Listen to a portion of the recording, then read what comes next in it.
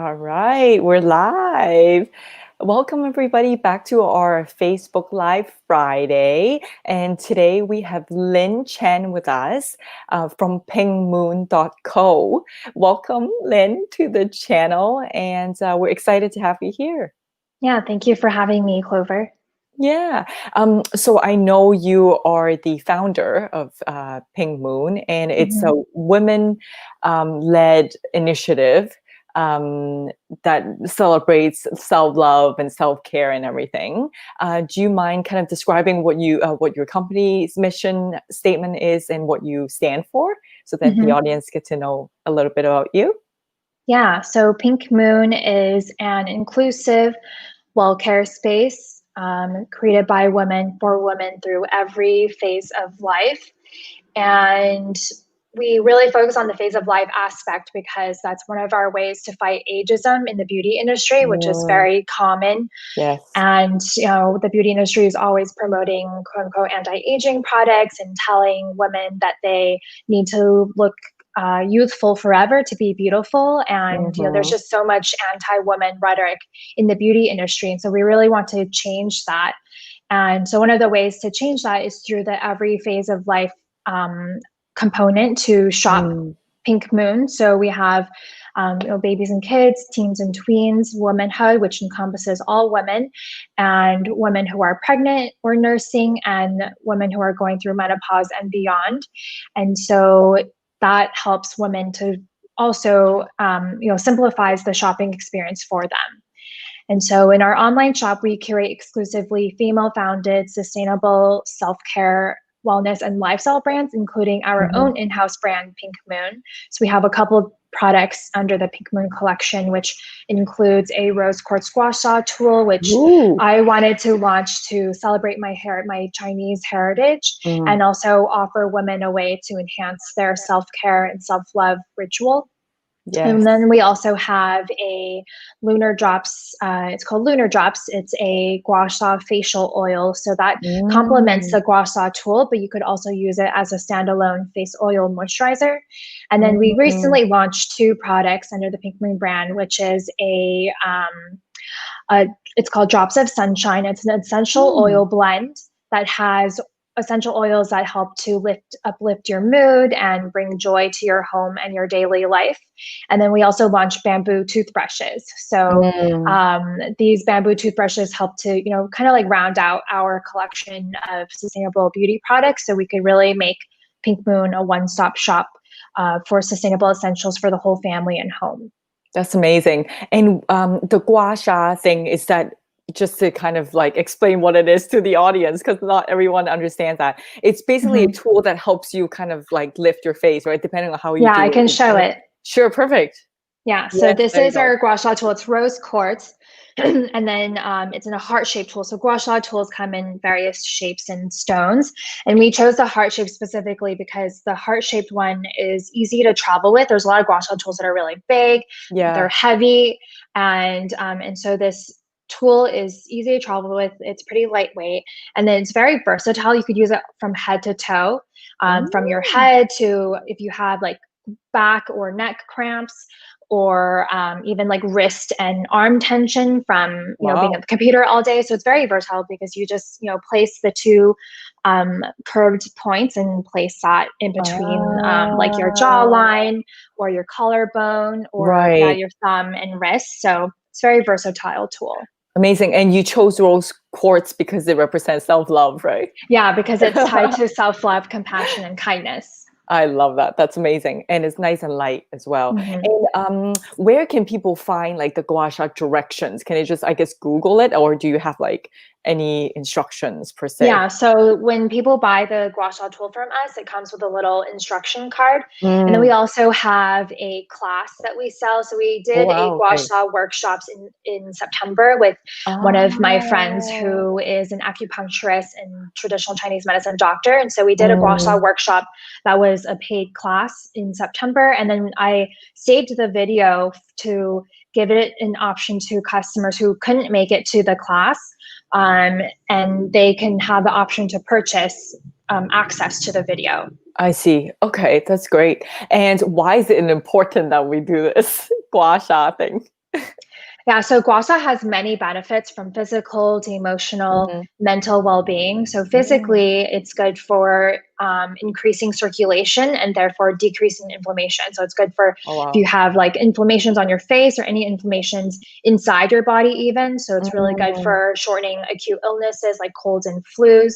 mm, It's good for moving stagnant energy, which all of us are dealing with right now working from home. We hold a lot of stagnant energy in our chest, mm. and also like neck tension and Neck. shoulder tension.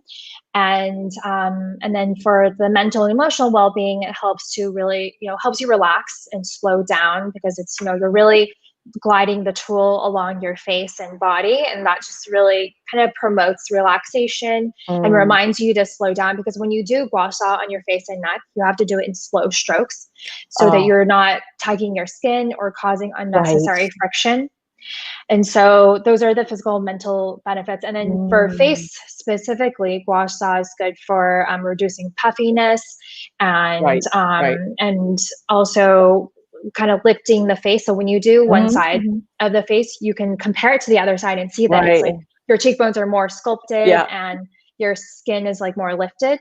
And how often would you recommend women to do this? You could do it twice a day. Oh, Twice a twice a day. day. Wow. Yep, you Okay. can do it twice a day on your face and neck. But if you're doing like lymphatic drainage, like on your chest or neck, you just want to do that maximum once a day, because you're releasing a lot of toxins when you do that. Mm, But for face and neck, so I usually just do it in the evening, but sometimes I'll do it morning and evening depending on how much time I wow. have. So for morning, the morning benefits are it reduces puffiness, Hmm, hmm. and it just kind of helps you wake up.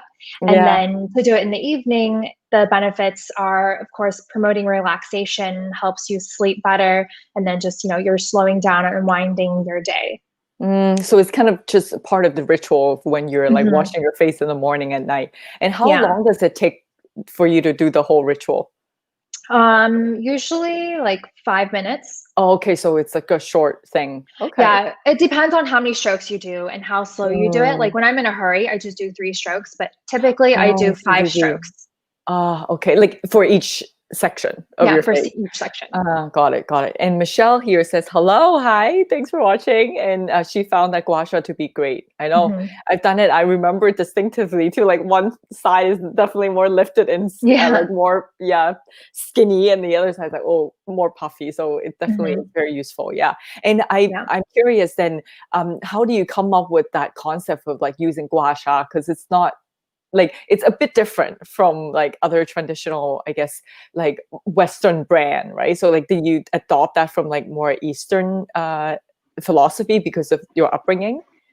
Yeah. So gua sha is a traditional Chinese medicine approach to holistic health. Mhm. It's been around for over 4,000 years, but it was actually traditionally used on the body to release tension and move qi, which is energy flow. Yes. And it didn't become popular on the face till pretty recently, which Mm, it became popular in the Western world, in Europe and the US, because they saw right. the capabilities that the benefits for doing it on your face and neck.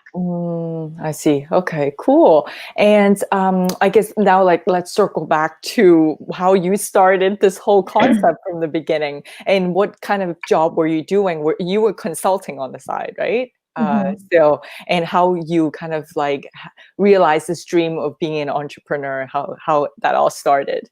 Hmm.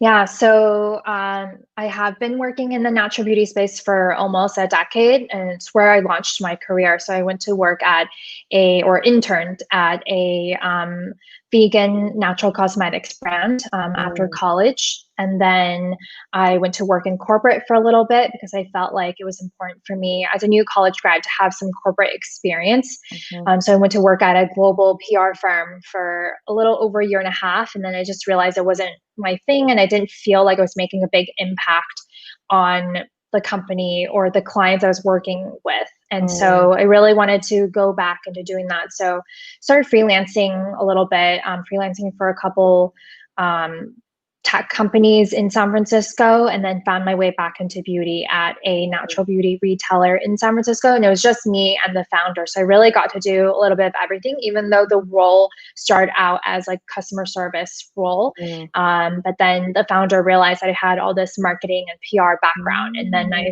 got to help with that and really and plan events. And so really hone my skills in marketing.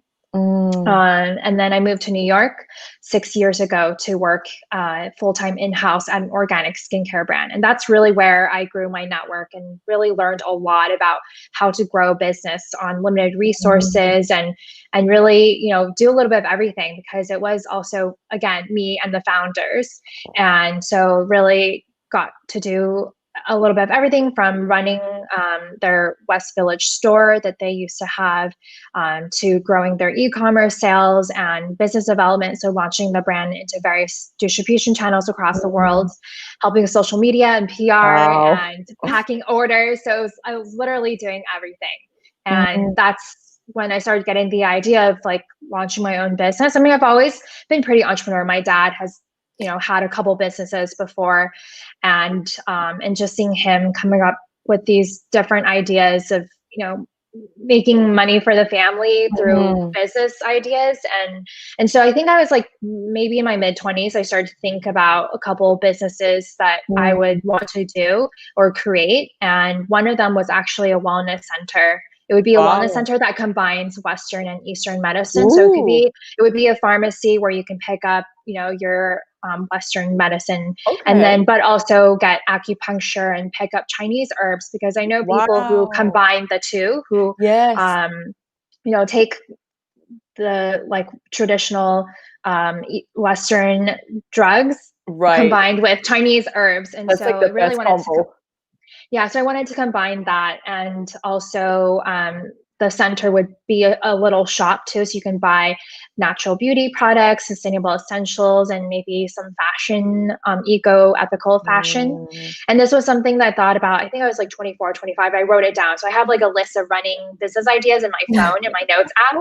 And so that was one of them. Another one was, I think it was like an app or something. And so and I also created a list of goals before 30. And one of the goals was to launch a company before 30. And I think I got closer to the opportunity when I started to freelance. So when I was working full-time in-house at that brand, I started to freelance for a few women-owned brands that I had met through, going to all these trade shows and industry events. And people thought I was the founder of the brand, because the brand was very like kind of in the behind the scenes. They didn't like to be in the spotlight. So I was the one who was traveling around the world to, meet potential retailers and meet press and whatnot. And so I started to work with these brands who, it was freelancing for them. And then I think it was early 2017 that I started to think more about starting my own company, because I also had plans to move abroad.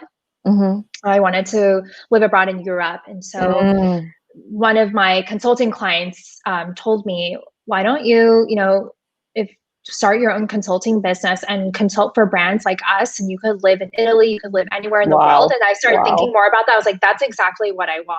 And so just a few months after I launched Pink Moon, the consultancy. Amazing. Wow, what a journey. It sounds like that you're really hands-on. Like, first of all, you had like the entrepreneurial mindset from your dad, right? Like just, and then you carry that forward to working in startup. So then you have to pretty much learn everything from scratch. So it gave you the skills and experience, and then eventually building it up all the way to today, where you can apply them in your own business. That's amazing. That's really inspirational, because it's like, it's possible to, leverage other jobs to build those skill sets for your future, right? So sometimes it's like people are kind of stuck in like, oh, should I just stay in corporate or should I be an entrepreneur? But sometimes you can blend the two together. It might for sure not be done all at the same time, but you're always like picking up experiences along the way. So that's very inspiring. Thank you for really sharing that. And you're passionate with like women own businesses. Is there a particular reason for that? Yeah, so one of the reasons is because I grew up with my mom working full time while raising my brother and I. And so she's a very strong, independent woman. And growing up, she always told me that I needed to rely on myself Mm, financially. And mhm, so mhm, actually, a lot of the brands that we work with, that we partner with in our shop, are mom founded brands. And so mm, just really supporting women and being there for them. And also because I went through kind of my own self love journey. yeah. Like just before I started my company, I Mm, had gotten out of a really toxic relationship. And that was when I started to really do things on my bucket list. And so I was like yes. traveling solo and like spending a lot of time alone. I moved into my own apartment and like spent a lot of time in solitude. And I think during this time, I just, really learned a lot about myself and really Yeah. learned, like, kind of asked myself, what else can I do to be more independent and be more self-reliant. And I think the self-love journey that I took, it was about a year and a half of just, like learning about myself and seeing the world by myself and spending a lot of time alone, I think really gave me the inspiration to and also like I was also doing yoga and doing a lot of self-care and self-care Mm, beyond like just taking hot baths, but self-care like meditating, setting clear boundaries, spending time mm. alone, and like shutting off my phone for like a weekend. And I kind of saw how transformative that was, and I want other women to experience the same. Yes. I love it. That's amazing. Independent woman all the way. Well, I mean, for us to love other people, we have to love ourselves first, right? Yeah. And I love the fact that your brand, even though they're self-care products, a lot of times we do it out of just spoiling ourselves. But Hmm. the message behind your brand, it's really rooted in self-care, and that sometimes it's a mental, emotional experience. And the fact Yeah. that you kind of combine that together with your products, I love that approach. It's amazing. Okay, so did your parents have any, or did you get any resistance from your parents? Like, are they very traditional in terms Hmm. of like wanting you to be a certain way? I guess not in a way, because your dad was very entrepreneurial and your Hmm. mom is very independent. But I know from our previous talk that Hmm. your mom kind of, it's the typical mom that it's like worry and anxious about Yeah. your daughter. So it's like, how do you kind of like work through that? Well, my mom wears the pants in the house. My dad doesn't really say much. I see. Okay. So my mom is always the one that's like, I think you should go to grad school, or I think you should Mhm. do this, or look into this career. Like, Right. even it started when in high school. In high school, I wanted to go into advertising, and my mom looked Mm. up the average salary of an advertising, like someone who studied advertising in college, and she Uh-huh. looked up the average salary, starting salary. She's like, it's only $13,000. How are you going to support yourself? And Mm. so I was like, well, I want to go into advertising. That's what I'm interested in. That's what I want to study. And so, but then, like, you know, I've had a lot of career aspirations when I was younger. And so they would change from, at one point I wanted to be a pediatrician. And another time I wanted to be a model or an actress. So I had all these Right. career aspirations.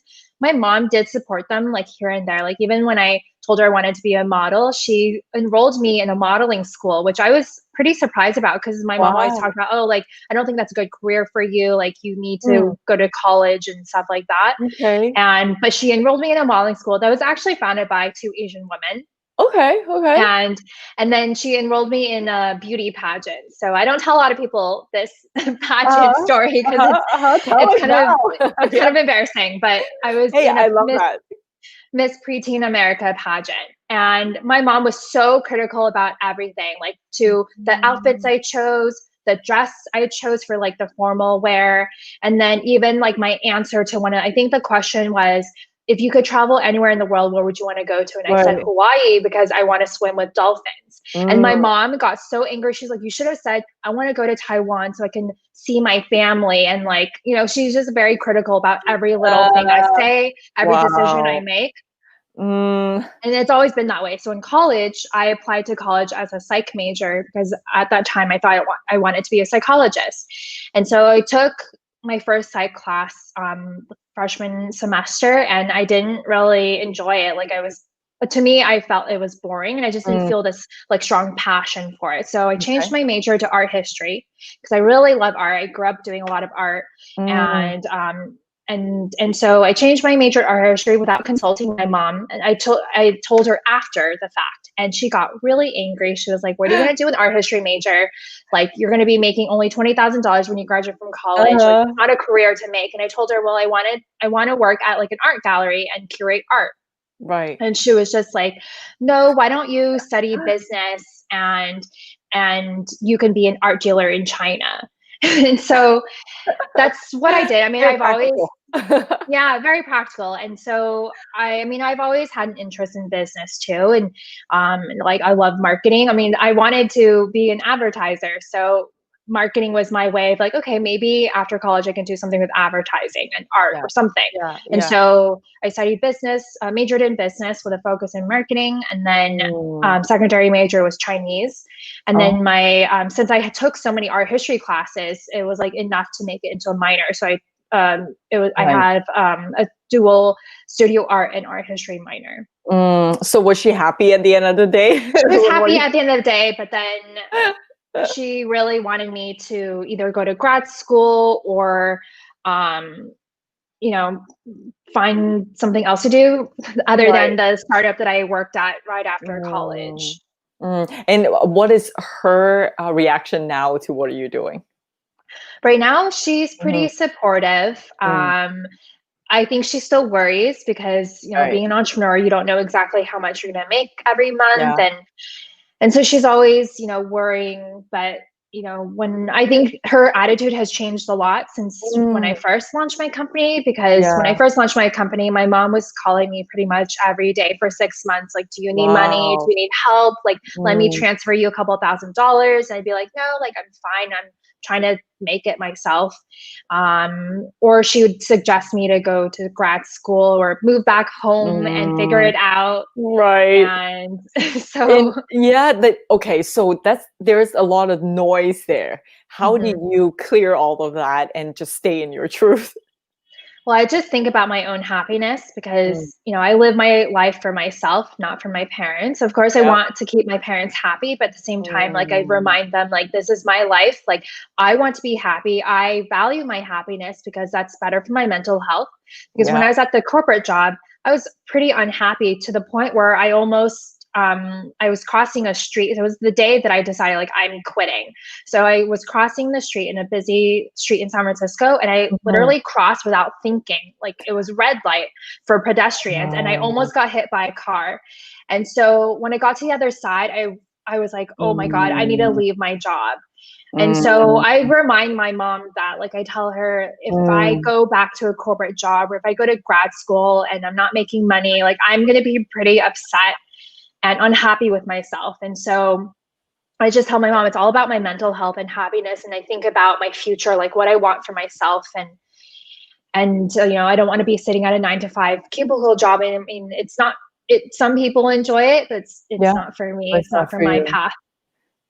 So would you say that moment when you were crossing the street, that was your turning point? Yeah, that was my turning point where I realized, like, I'm not happy. I want to do something that's more impactful. And so that's Mm. why when I was living in San Francisco, I volunteered for a couple nonprofits. I volunteered with two Asian American organizations. And so really doing volunteering and being able to make an impact Mm. was definitely good for my mental health when I was working at such an Yeah. unhappy job. Yeah, that's amazing though, for you to realize that mental health needs to be prioritized because it's Hmm. such a taboo thing to talk about, right? I mean, it is getting more mainstream now, but Yeah. when was it? When was the incident when you were like crossing the street? Was it a few years ago? Yeah. Well, it was quite a long time ago. It was 2013, I think. Yeah, so that's like Hmm. 7 years ago for you to actually realize that. So that's Yeah. interesting. So did you do anything related to like therapy or anything like that to help with your mental health? At that time, I did not. I Mm, think it was because, well, I just quit that corporate job and yeah. just freelancing and really living on my savings. So I was like, Yeah. can't really Yes. afford Yeah, yeah. mental health. So it wasn't until later, like when I was going through a pretty toxic relationship, was when I Mm. started to see a therapist. Right, right. And how long have you been seeing the therapist, or how was that experience like? It was definitely very freeing. And I think I Mm, really enjoyed it because I felt I don't like to bombard my friends with issues, and because I know everyone has their own problems and Mhm. issues. And I'm the friend who literally, when something happens, I'll text like 20 of my friends. And I'm sure all of them are like, oh my God, here's Lin texting me again. What does she want now? And so, I really thought to myself, another way to be more self-reliant is to talk to a therapist and talk to a third party, Mm. unbiased person. Oh, I love that. That's actually a really good point. You're right, because and they're more professional as well in guiding you Mhm. to a healthier mindset, right? Yeah. So, and how do you shop for your therapist actually? Because I know Mhm. there's you need to click with the person, right? So, For what was sure. the process? So the first therapist I saw when I was in New York was not a good fit at all. She was also very just like kind of really hard to talk to because she Mm, was much, much older, ah, and she just never had any facial expressions. And mm, so it just didn't, not a very warm person. She was very mm, cold. right. And I remember like crying one time in a session, and she'd even like hand me a tissue box, like Oh nothing. She just like no. ignored it. So after her, I saw her maybe like 3 or 4 times, and then Yeah. I just stopped the sessions. And then later on, one of my friends who was going through like her grad school and trying to finish her hours so she was getting her certification in social work and Mm, therapy. And so she was like, hey Lynn, do you know anyone who needs like therapy? I need to mm, like do finish like 500 hours before graduating. wow. And I was thinking to myself, I was like, even though she's a friend, but she's like very trustworthy, so I was like, maybe I'll try it out myself. Yeah. And so, I mean, she wasn't like a close friend, she was more of an acquaintance. Mm. And so I was like, I guess I'll try it. And then we click really well. So I haven't talked to her in a while now, but she was my therapist for almost 2 years. Wow, that's a long time. Amazing. Mhm. And what changes have you noticed within yourself after therapy? I definitely feel more self aware. Like, so Mm, I was seeing her, just I think like during the most tumultuous times during yeah. my last relationship. Mm, And then through like the breakup and like through the time when I was going through my self-love journey. And so she really, helped to motivate me and give me confidence to be more self-reliant, be more independent, and yeah. like travel alone and do these things that Mhm, were mhm. really outside my comfort zone. Yeah. And so she definitely, I think, helped with like, helped me love myself more, and in better ways, not, Yeah. like spending time alone and drinking a bunch of alcohol. Yeah, yeah, and numb your feelings and run away Yeah. from it, right? Oh, that's amazing. Oh, okay, great. That's good to know, that process. Okay, I'm gonna now go back to the your entrepreneurship, because this is interesting, because I'm very similar in a way. I have like so many ideas. So Mhm. and I like wanted to do so many things, right? Like just like you. And so then how do you come to settle with the one that you have Mhm. now? It definitely is challenging because I have Yeah, so many ideas that I want to, like, so many ways I want to grow Pink Moon. right. And actually, earlier today, I talked to someone who approached me to be my company advisor. And I was like Mm, talking, I probably talked for like 10 minutes about our mission and like everything I want to do. And she was like, wow, that's a lot. She's like, they're all good things, but it's a lot. mhm. And so I've been told that I need to focus on one thing at a time, because if you Yeah, focus on too many things, you'll feel overwhelmed. Like even today, I feel yeah. overwhelmed because I have a lot of things to do before I leave for my Right, trip. But right. and even like all these other ideas that are brewing my head for like Black Friday and stuff like that. And Yeah. so it's really, reminding yourself to focus on just one thing so that you don't burn out, Mhm. and that you leave time to take care of yourself, of your mental and Yeah, emotional well-being and physical well-being, and absolutely. so that you could really get things done faster. Right, right. Instead of trying to multitask like 100 things at once Mhm. and then nothing Yeah. get done. Right. Mhm. Yeah, so, I'm excited for your product. So where can the audience find you? I guess it's, you have a website and all the social media? Yeah, so Instagram is at pinkmoon.co, and the Mm. dot is not spelled out, it's just dot. And then our website is also pinkmoon.co.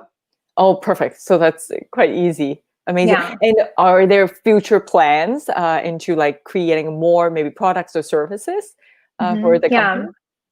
Yeah, so I'm definitely expanding the Pink Moon products and collection of products, and then more brands. We're partnering with more brands in the future. Mm, And, we really want to make it a very inclusive space. So we do curate. Right now, we have over 30% women of color owned brands. So that's very mm, important to us to really be, diverse and yeah. inclusive, embrace women Yes. from all Yes. walks of life. I love that. And then we're also planning to launch a private social network for women on our website. And so Oh, it'd be like a private social network where you create an account, a free account, and you can access okay. different forum boards according to your phase of life. Oh.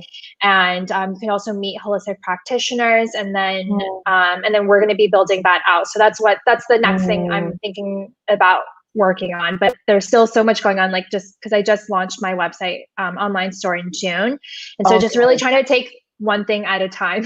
Yeah, for sure, for sure. You take our own advice, right? Like not multitask. Yeah. And how has it been for you since the whole pandemic? Like, was businesses like working well for you? Mhm. How do you kind of navigate it that? Yeah, it definitely was risky to launch a business in the middle of the pandemic when Mm, people, unemployment is at its highest in the yeah, US. And then, yeah. a lot of people are losing their health insurance and their Mhm, job, and I'm really, holding on to their money. And so mhm. it definitely was risky, but at the same time, I felt like it was important to show, you know, a show like self-care, because self-care is so important during this Yes, yes, transformative yes. changes in our world and Mhm, society. And so, mhm. I really wanted to inspire this genuine self-love among women, and really offer products that to help them, feel good and feel Yeah. good about their home and whatnot. So it definitely Mm, has been interesting. I mean, I didn't expect, like, thousands of dollars of sales each month.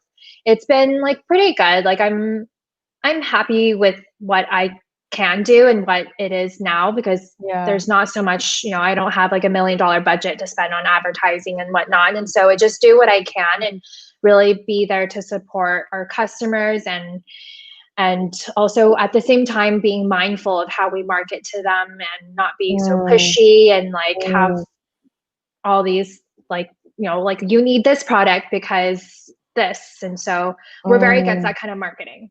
Oh, I love that. That's great. Yeah, so it's genuine. It's not like um out of self lack, right? It's like you need this Yeah. thing to be more beautiful. It's no, this product will enhance and make you feel more beautiful. It's a bonus. Like Yeah. we don't need it, but we Mhm. need it. Like at the same time. Yeah, I see what you mean. That's amazing. Well, thank you so much for your time. If anybody has any questions, let us know. Michelle here says very inspirational Mhm. personal story. Thank you. Yeah, and she's trying to be an entrepreneur as well. So we're all trying to do that together. So it's Yeah. really great that you're trying to create a space for specifically women for us to go through this journey, because it's hard, especially for Asians, right? Where we come Mhm. from a very like fixed mindset of like, being a doctor, a lawyer, accountant, Yeah. engineer, and all of that, and now kind of um, par- um, carving your own way. So Mhm. yeah, like that mindset is really hard to shift into. So Yeah, definitely. Especially yeah, as an entrepreneur, because you that's have the such thing. high expectations of yourself. And the Hmm. only times that I like kind of like step back is when my boyfriend is like, Lynn, you need to just like calm down and think about like how Mm, proud you should be of yourself. Like from the moment I met you, like you were just a consultancy, and now you have this whole store, an online store, and you're like building mm. this out. And so he's kind of like my little cheerleader reminder, like, Lynn, Oh, just like calm down. You're doing what you can. Be proud of yourself. Be proud of your journey. And yes. so when he reminds me, then I'm like, okay, I stop freaking out for a couple minutes, then I start freaking out again. So that's just it definitely is hard for sure. It's a roller coaster ride. Mhm. Yeah, that's amazing though. But it's so important to have that support network, and I'm so glad you do. Yeah. Yeah, and hopefully unconventional Asians can be that for people too, and same with your platform that you're building, uh, because community at the end of the day, it's so foundational to our success. Mhm. And sometimes Definitely. we just kind of suffer in silence and don't share our struggles. But Mhm. yeah, we're changing. Things are getting better that way. Yeah, definitely. Yeah. Thank you so much again for watching, and we'll see you next time. And make sure you check out Lin at pinkmoon.co. See Yeah, thank you. you later. Bye. Bye.